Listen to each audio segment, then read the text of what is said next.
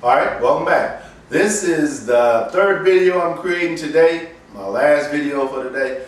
And I was doing some thinking and I wanted to ask you guys this question because I feel like it's kind of vital to where you go when you're moving forward. And that question is this: how do you respond when you're wrong? Not, well, you could have been right or you could have been wrong. When you're wrong, how do you swallow that? When you are adamant that, you know, it's this way, this way, and this way, and you find out, hey, it's not that way at all, right? How do you respond to that? Because if you don't respond to that in a take control of or take responsibility perspective, then you're not really responding the way that is going to make it easier for you to understand the next thing that you come across that you are adamant about and you're wrong about.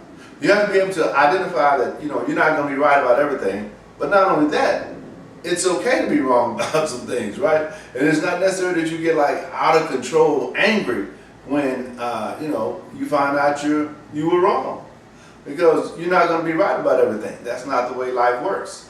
And you know, sometimes those things that you're wrong about really do mean something to somebody else. And when you carry on like it's your way or no way, and as you evaluate the situation, you find out more and more that you were at fault. It was your problem. It was you were the one who was causing all the problem, not the person that was trying to get you to understand that it's like this. It was you. So we have to be able to look ourselves in the mirror every day, not just today, but every day. Ice cream, you're the ice cream truck while I'm doing my videos. Can you believe that? Anyway, let that pass by. Want some ice cream? Okay. Don't forget to share and like these videos, comment on them too. I know from time to time, you know, you get tired of hearing people say that, but that's how stuff is moved on the internet. But anyway, sometimes when you find out that you were wrong about a situation, just apologize. Just say, oh, I'm sorry, I was wrong. I thought it was another way. And it takes that long for it to go over and you're on to something else. But when you just stick around and keep, you know, being mad at me because you thought I was wrong and come find out I was right, or you thought you were right and come to find out you were wrong, you know, but it's not even about me or you. It's about the issue that we're dealing with. And sometimes it's kind of hard to separate those two. It's kind of like when you think about you getting a message, sometimes you discount the message depending on the messenger, right? If the messenger that's bringing you the information is not what you would consider in your mind, not necessarily the way it is, but in your mind, valuable or worthy, then you might just discount it, you know, and then come to find out that you should have listened to that person, right? So it's just like information. When I share information with you guys, you don't have to listen to what I'm saying. You don't have to take it all in or none of that. But I'm putting it out for you to make a dissemination or determination about, right? I'm making it available to you so that you can say, well, you know what? I hadn't thought about it from that perspective. That's why when I post certain videos to certain places, the reason I do that, one, is because it allows me to increase my video viewership, right? Because, you know, I make more videos and they get more views. It's kind of common sense, right?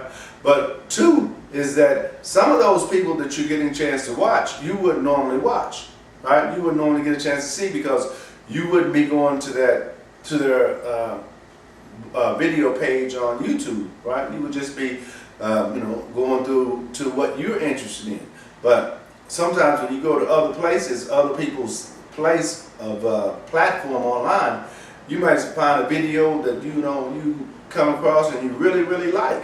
And you get a chance to share that video today. You get a chance to say, well, you know what? I think I want my brother to see this. Or I think I want my cousin to see this. Or my mother or whoever, right?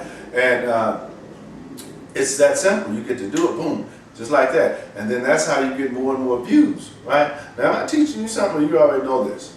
You probably already know this, right? But that's how it works. It's not anything you don't know. Just like a lot of things we do in life. A lot of times when we look at certain things like don't put all your eggs in one basket, and we kind of know that already, right? We kind of know don't put everything in under this place, because if something happens, then we lose everything, right? So that's why you have to have things spread out a little ways, right? But let me tell you a little story really quickly about delayed gratification versus instant gratification that I've been sharing with people this week. I like to, as I gain information, share information, right? So that I can remember, because when I say it, the more I say it, the more it kind of locks into my memory. But I was talking to, or I was doing some research about delayed gratification. And you hear the airplane? You know I'm by the airport, right? I might get on that next plane too. I don't know. It just depends on how I'm feeling. No, but there was a survey they did with 5 toddlers, all 5 years old. Now keep this in mind as I'm explaining it to you, and follow me through this process. There's 5 toddlers, all 5 years old, and they were trying to determine whether or not they were going to be addicted to instant gratification, or whether or not they were going to have the ability to wait and get delayed gratification. So this is the story that they did. They set them all at a table. It's called the marshmallow test. And they put one marshmallow in front of each one, and they said, you can eat that marshmallow right now if you want to, but if you wait 10 minutes, I'm going to bring you 3 more marshmallows. Right? Then they followed those 5 toddlers throughout life for 25 years. And the ones who ate those marshmallows right quick, they didn't do as well in life as the ones who were able to wait to get more marshmallows. And that's kind of how life works, right? When you got to have it right now, when it only makes sense for you to not wait but get it right now, sometimes that's not the best thing for you, right? Sometimes, had you waited, you may have changed your mind and decided, well, you know what? I probably shouldn't have that anyway. It's kind of like, I was listening to one of the guys that I study, and he was saying, it's kind of like, if you think about how relationships work, as far as sexual relationships, right? If you were going to have if you were kind of like, say you met somebody and you were having drinks with them, and you got to know each other and you're feeling real good and this and that, and you both went back to his or her place, and you knew what was going to happen next, right? But if you just stopped right there and let 24 hours pass by, a 24-hour window, and you put you back in that same situation, you probably wouldn't continue with the decision that you're getting ready to make right then, right? In a lot of cases, you probably wouldn't. But, that would save, that would actually make less pregnancies, less STDs, less, on and on. But that's not the way it works, is it? But I wanted to share that with you guys today. Listen, again, don't forget to share these videos, like these videos, comment, and I'll see you guys next week.